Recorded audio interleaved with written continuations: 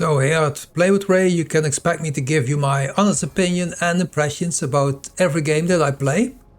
And this game we will be talking about Remnant 2. As always, I will be naming 3 things that I liked and 3 things that I did not like about this game. And I will conclude with my final thoughts and my overall impressions of the game, which I had while I was playing it myself. So yeah, let's start off with the things I liked about this game. First of all, I think that the shooting is a real delight. So that is what you would like to see in a game such as this. But it is really cool. If you are on your own or you're working with a team, it's just so much fun to just blast away. And also the movement mechanics, they work really smooth. Although it is all a bit limited, but all in all, it's a great feeling to start shooting. It's really great. And the second thing I liked about this game is that the graphics and voice acting are pretty good. To be honest, it's nothing outstanding, but it all makes for a beautiful experience. You will not be disappointed with the look and feel of this game. At least that is how I feel about it. And the third thing I like is that it is basically a Dark Souls game, but with guns. So if you're into this genre, then you're set for fun. If you're not into the Dark Souls franchise, then probably this is not a game for you. But yeah, if you are, and the game is of course being presented as a Dark Souls type game, then yeah, I have to agree that it's really that type of game. So yeah.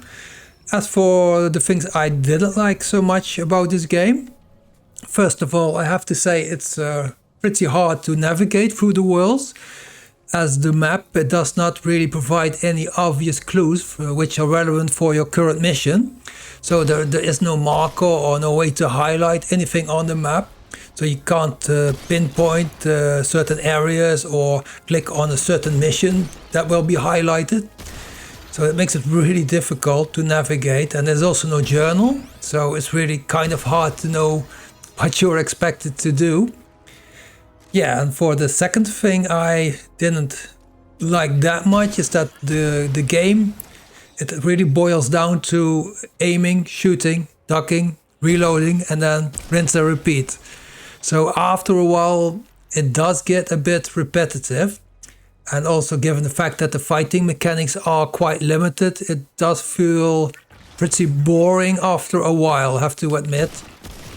So for the third thing I didn't like too much is that both the storyline and the gameplay are a bit too much linear. Also the exploration and looting is quite disappointing. There's not really much to do. So for me it felt that this game does not have much variation to offer. Well, I have to be honest, of course this game is a third-person action shooter, so I can understand that the main focus is on the shooting part and the action part. But on the other hand, for me the game gave me the illusion of a big world to explore, but in reality this is not the case, so in that sense I was a bit disappointed.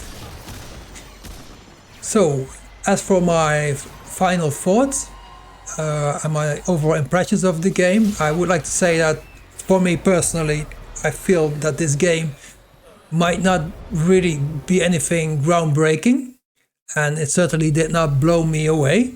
I think it's a decent game, but nothing more than that. So I have to say that with its core gameplay being centered around satisfying combat, evolving skills, that was really something I enjoyed and kept me engaged. So on that sense, it really worked well.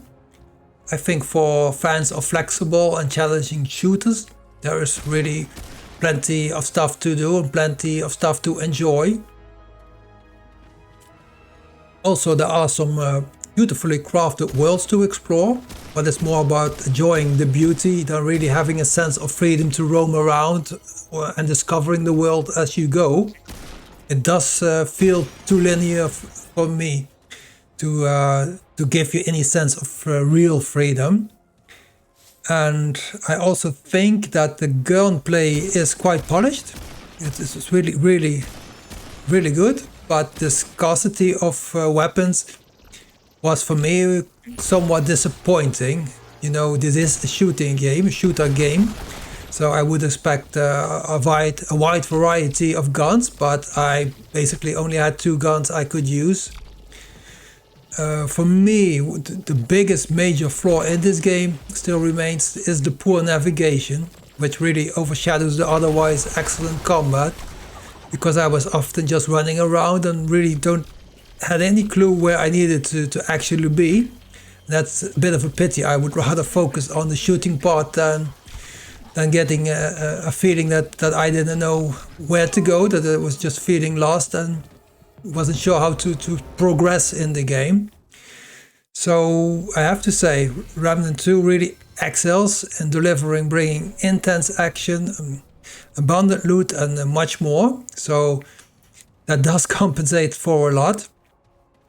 The enjoyment I felt playing this game is a really positive one. You're constantly being kept on your toes. There's constantly action going on, or at least it's on the horizon. So there isn't any moment to sit back and relax. And for this type of game, you would really like to keep on going, and this game really does deliver that.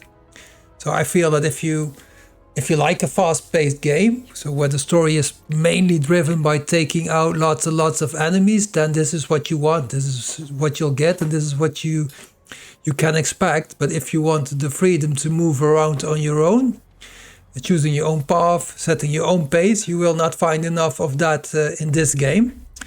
So yeah, that's basically all I would like to share. I hope you appreciate my honesty and my thoughts about this game. If you have anything to add, please do so by writing me in the comments. And if you appreciate what I'm doing, then you might consider throwing me a like, or you might even consider joining me by subscribing to this channel. So once again, thank you for listening to me and joining me, and see you next time.